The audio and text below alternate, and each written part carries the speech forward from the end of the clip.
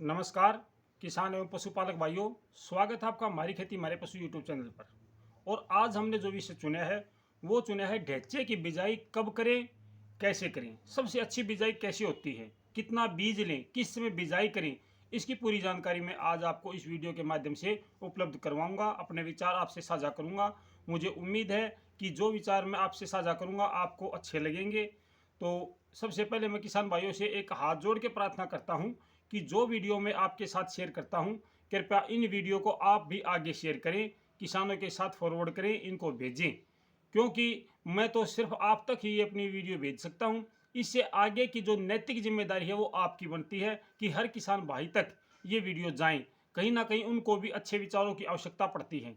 मैं एक national awardee farmer हूं, रोहतक जिले से हूं। और वर्मी कंपोस्ट मेरा विशेष सब्जेक्ट है।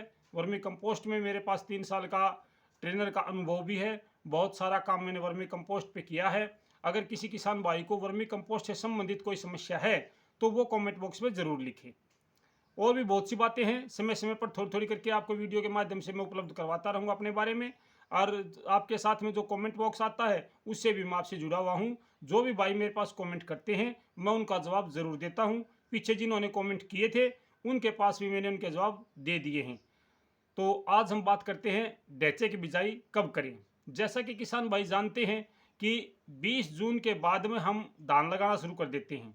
जो भाई हरी खाद के लिए ढैचे का प्रयोग करना चाहते हैं, ढैचे की बिजाई करना चाहते हैं, तो वो सबसे पहले ये जान ले कि ढैचा 35 से 40 दिन का जब हो जाए, 4.5 फीट से 6 फीट की हाइट हो जाए, तब आप उस ढैचे की रोटेट करके उसको ज़मीन में मिला दें।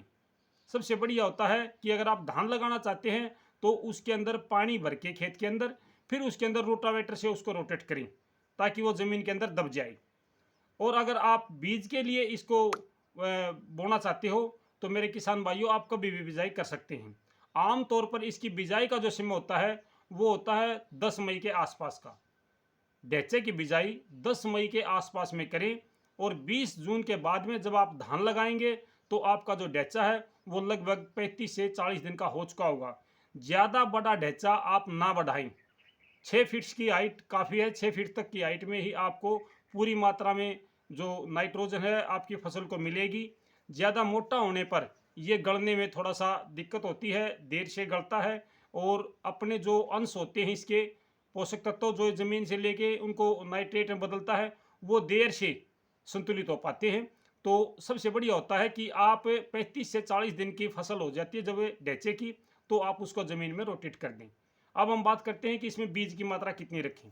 अगर किसान भाई दाने के लिए इसको बोना चाहता है, उसको ढैचे का बीज बनाना है, तो आप 5 किलो बीज काफ़ी है, 5 किलो बीज की बिजाई कर सकती हैं।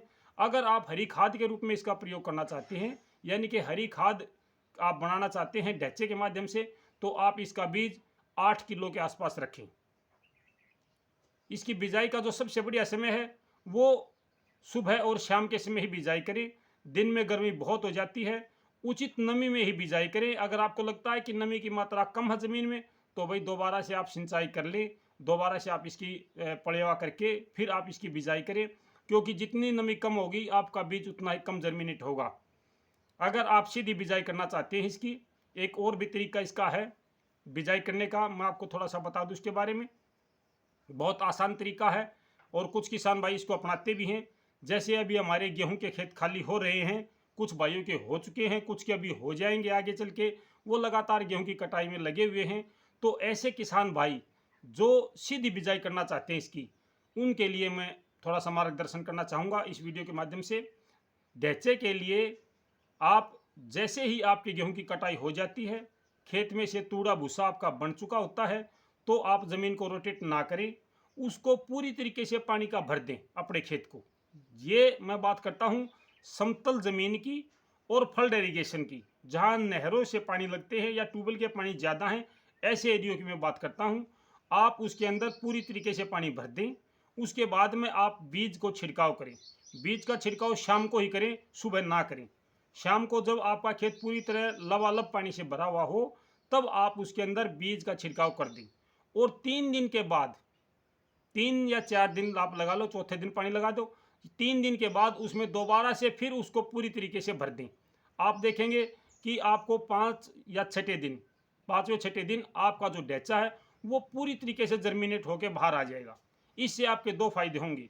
एक तो आपको ज़मीन को जो रोटेट करने की वो होता खर्चा होता है वो बच जाता आपका। दूसरा, जो ज़मीन के अंदर अवशेष पड़े हैं, फसल अवशेष, वो गल जाएंगे। जब तक आपके धान लगाने का समय होगा तब तक वो पूरी तरीके से गल जाएंगे और वो खाद का रूप ले लेंगे। और जंतर की ढैचे की जो जड़ें होती हैं वो उनके अंदर से पोषक तत्वों को अपने आप खींच लेंगी। इससे बढ़िया तरीका शायद और नहीं हो सकता, लेकिन ये तरीका उन्हीं के बीच में होता है जहाँ पे संचित क्षेत्र होते हैं, पानी ज़्यादा होता है, नहीं तो इसका करने का कोई फ़ायदा नहीं है। जिन किसानों के पानी कम है, या मैं कहूँगा कि फुहारा विधि से या दूसरी विधि से आप खेती करते हैं, टपका सिंचाई है जो भी है, तो वहाँ पे ऐसी विधि नहीं अपनाई जा सकती है। उसके लिए किसान भाई या तो सुबह 9 बजे तक का समय रखें या शाम को 5 बजे के बाद में बिजाई करें। अगर आपको ज़मीन में नमी कम लगती है तो ढैचे के बीज को कम से कम 6 घंटे तक आप पहले भिगो दें, उसके बाद में बिजाई करें। इससे ढैचे का बीज फूल जाएगा और वो अंकुरित जल्दी होगा, आपकी फसल अच्छा जर्मिनेशन करेगी, अच्छी जर्मिनेट होगी। और इसके लिए ज़्यादा कुछ विशेष बातें नहीं हैं, मैंने बीज की बात आपको बताई है और इसकी बिजाई का समय है वो मैंने आपको बताया है। लगभग 10 मई के आसपास में आप इसकी बिजाई करें।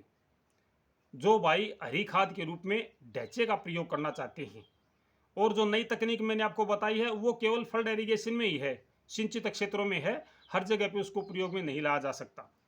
तो मुझे उम्मीद है किसान साथियों कि आपको मेरे विचार अच्छे लगे होंगे।